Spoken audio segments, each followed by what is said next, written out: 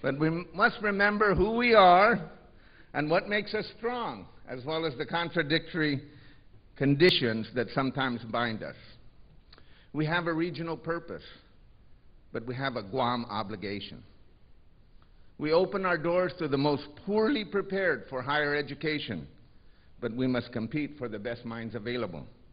We have outstanding researchers, but the institution doesn't have a research agenda. We have terrific quality programs, but we have many that need improvement. We engage the community, but we often appear disengaged from the community's serious issues. These are lively tensions, and I'm reminded by Piaget's learning theory, a little disequilibrium helps us to grow.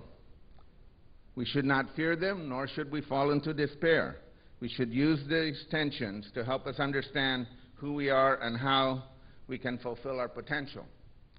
For the past decade, the university has been on a kind of a roller coaster, for those of you who have been through this decade.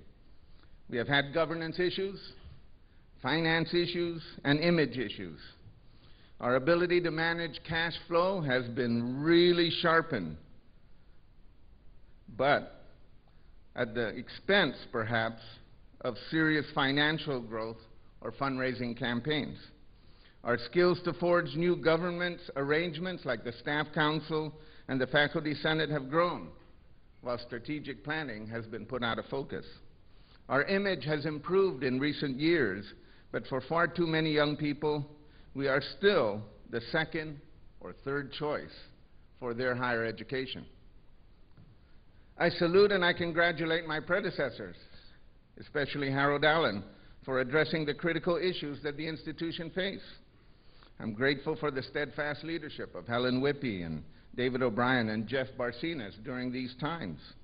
The deans and directors have been understanding and supportive of these tough times, as have the faculty and the staff. As I have repeated over time, the faculty members are the stars of any academic institution, and as I look out at the UOG constellation, this is certainly true of the University of Guam. I am glad to see most of the stars here this morning and welcome some new ones to this constellation. While I'm aware that stars move independently and shine on their own, I also understand that larger forces and a grand design help illuminate individual achievement.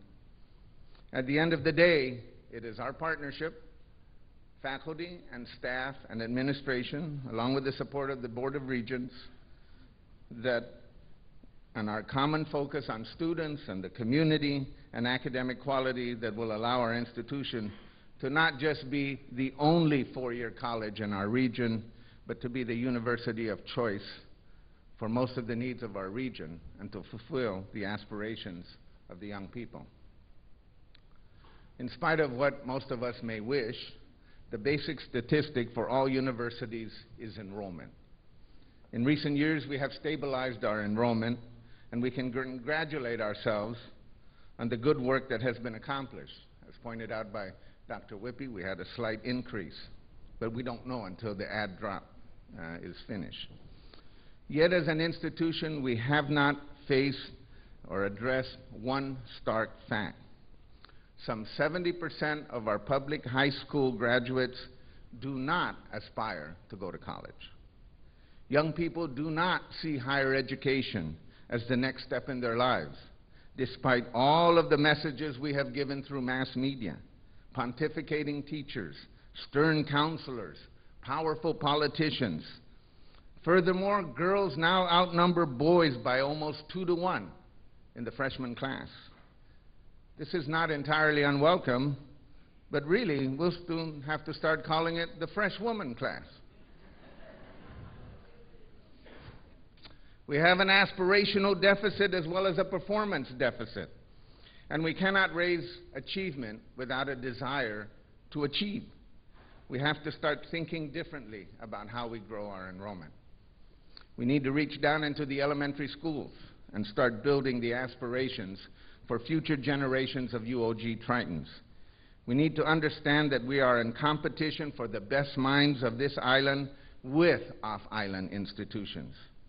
We need to understand and recognize that 30 years ago, teenagers in Pohnpei and Palau thought about going to Guam when they thought about going to college, but now they think about the internet and a whole range of options, including colleges and universities who actively recruit them, while we sit on our status as the only baccalaureate institution in the region.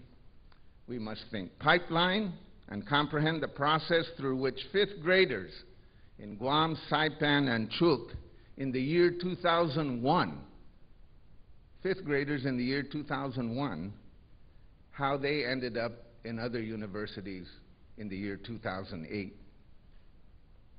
We have to manage them. We have to engage them so that they think of college as their next step in life. We erase this aspirational deficit among our young people. We will engage them through active recruitment, internet conversations, and visits, lots of them. They must aspire to go to college, and then we will tell them about the University of Guam. We will tell them that it is their, quote, hometown, unquote, university, and it is close to home. But more importantly, that's not the reason why people go to college. We'll tell them that this is a place of academic quality. We will tell them to come to the University of Guam not because it is their second choice, or it's close to their house, or it's their bargain choice, but because it is their natural choice, their natural next step in life. In order to be that natural choice, we must ensure academic quality and tell our story of excellence in serving, teaching, and research. We must provide our programs in new formats that reflect the latest in instructional technology and techniques, both online and in class. We must have responsive programs that meet individual needs, as well as the unique needs of island societies as they deal with problems and issues and change in the 21st global society. When they think of us as their natural choice, we will become the natural choice for everyone else.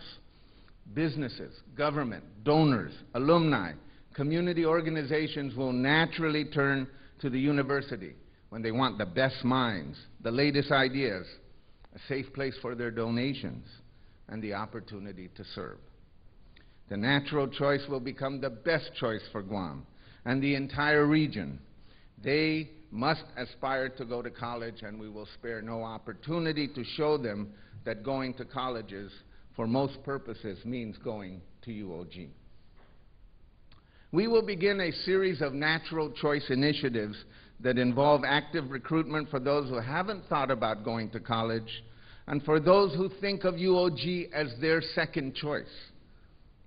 These natural choice initiatives, will be region-wide, internet savvy, and rely on a new spirit on our campus that treats students as customers and consumers, as well as learners.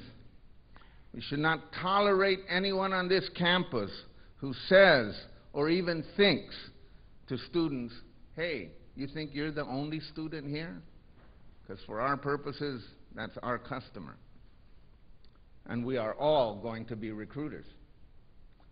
But getting them here and treating them like customers is only part of the story. We must have meaningful and quality academic programs that help them fulfill their aspirations and meet the professional needs of our island communities. Academic quality properly assessed and examined through processes